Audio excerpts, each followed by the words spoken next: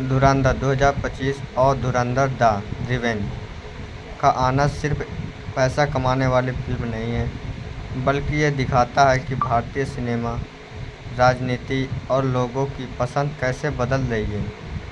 आदित्य धर द्वारा बनाई गई और रणवीर सिंह की यह फिल्म सीरीज जासूसी फिल्मों में एक नया बदलाव लाती है। यह फिल्म अपनी सच्चाई के करीब दिखाने वाली कहानी और दुनिया की राजनीति से जुड़े विषयों की वजह से ज़्यादा चर्चे में है। ठीक है।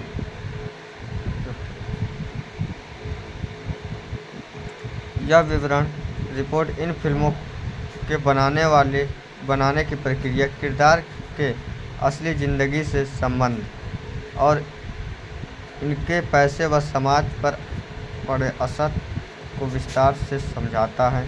धुरंधर फिल्म सीरीज की शुरुआत आदित्य धर के गहरे शोध और उनके पहले काम कर रहे खासकर उरी द सर्जिकल स्ट्राइक 2019 की सफलता से जुड़ी है।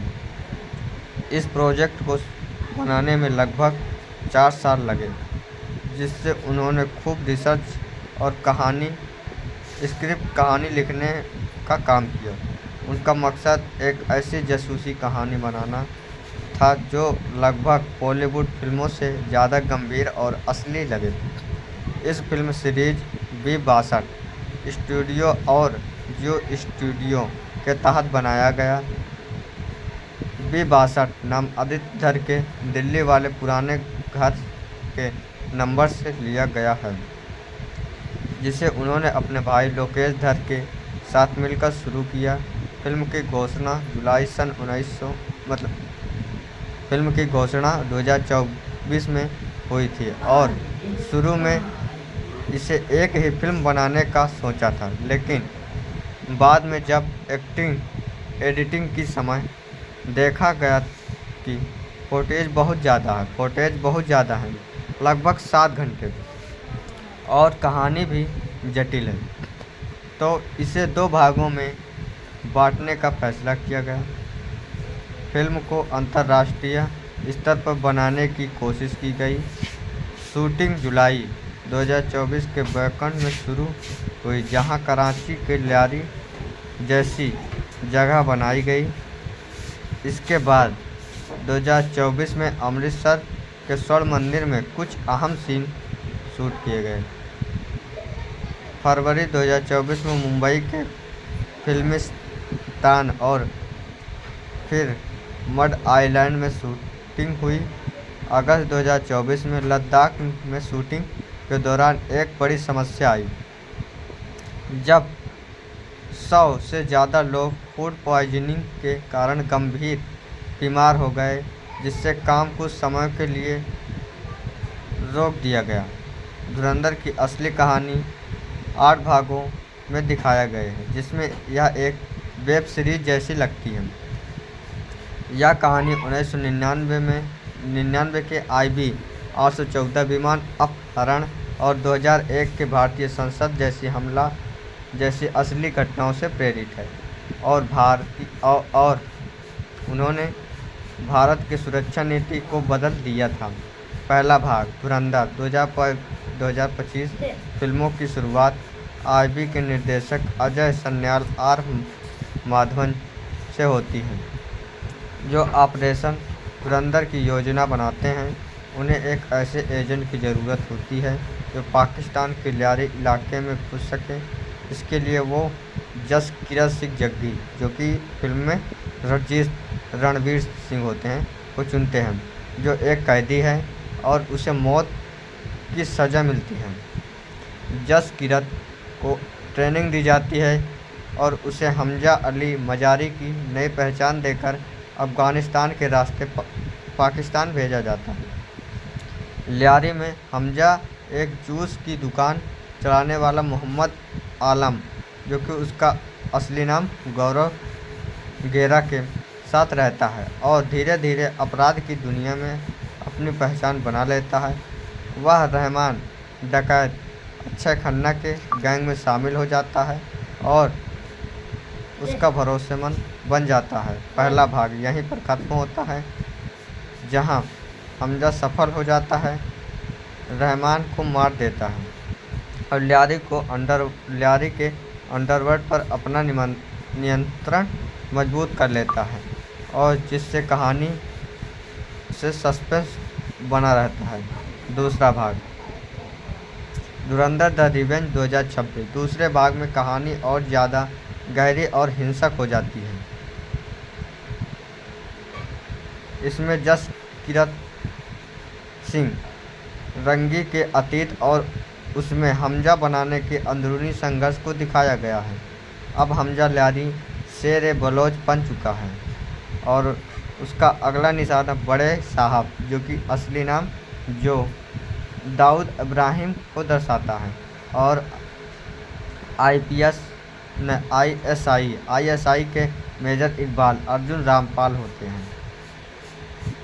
इस फिल्म में विमुद्रीकरण जैसे हाल की घटनाओं को भी आतंकवाद के खिलाफ रणनीति के रूप में दिखाया गया है। फिल्म के अंत बदले प्रतिशोध और जस किरत के अपनी मिशन को पूरा करने के साथ होता है, जहां वह एक पागल और देशभक्त के बीच की स्थिति में खड़ा है।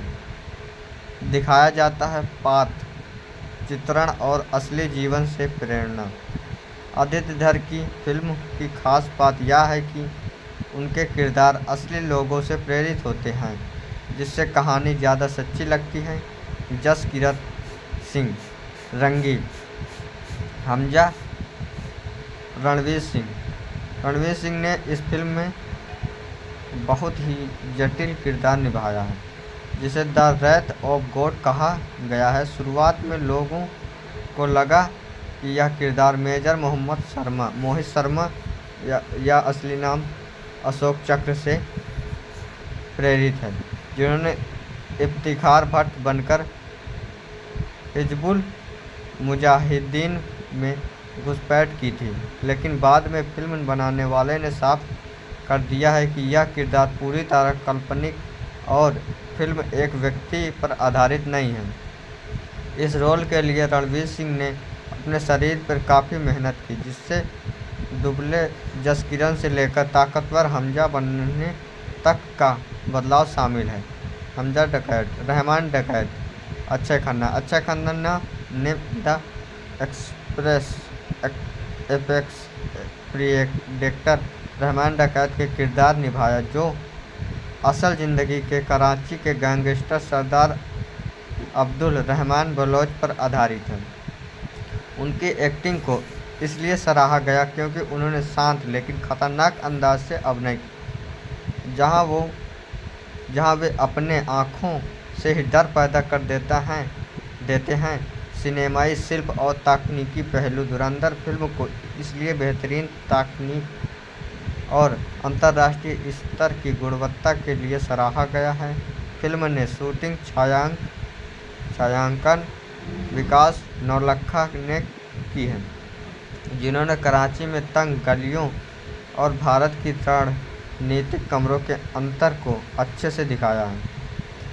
4 एक्शन डायरेक्टर का इस्तेमाल इस फिल्म में सबसे बड़ी खासियत इसके एक्शन सीन हैं। इन्हें जो 4 अलग अलग विशेषज्ञों ने बनाया है ताकि हर एक्शन का अलग टाइटल दिख सके। पहला एजाज गुलाब, जो भारतीय हैं, असली जैसे एक्शन, बड़े सीन और गाड़ियों के स्टंट में माहिर। सी यंग ओह, जो कि कोरियाई हैं, पास के लड़ाई, क्लोज कम्बैट और छोटे छोटे सटीक हमलों में माहिर। यानिक बैन, यूरोपीय भाग दौड़, पीछा करने वाले सीन और ऊंचाई वाले स्टंट में माहिर। रमजान बुलैट, तुर्की से हैं, शरीर के संतुलन और नज़दीकी लड़ाई के असली अंदाज में माहिर। एक्शन डायरेक्टर एजाज गुलाब ने बताया कि निर्देशक आदित्य धर ने उन्हें जितना हो सके उतना खतरनाक और असली एक्शन सोचने की आज़ादी दी थी। लेकिन सेंसर बोर्ड की वजह से फिल्म में दिखाया गया एक्शन असली शूट किए गए एक्शन में सिर्फ 60% ही है। संगीत और ध्वनि साउंड डिजाइन इस फिल्म की संगीत शाश्वत सचदेव ने बनाया जो फिल्म की बहुत महत्वपूर्ण हिस्सा है। धुरंधर में टाइटल गाना और 1995 गाने था दिल दे परदेसी नू जोगी से कुछ हिस्सों का इस्तेमाल किया गया है।